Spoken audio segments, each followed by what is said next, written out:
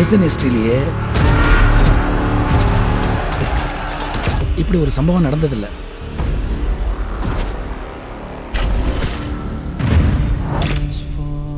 நரகத்தில் இருக்கிற எல்லார்கிட்டையும் சொர்க்கத்துக்கு ஒரு சாவி இருக்குன்னு சொன்னா அவங்க அதை கண்டுபிடிக்காமையா இருப்பாங்க.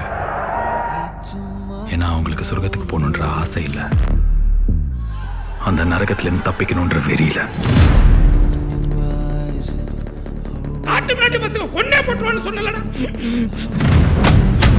ஜெயில்னா போலீஸ் கண்ட்ரோல்ல தான் இருக்கணும். நீ தனியா ஒரு சாம்ராஜ்யம் வச்சு நடத்தக்கூடாது. இது எங்க இடம், இங்க யாரா இருந்தாலும் கெளிக்கிறது நாங்க தான்.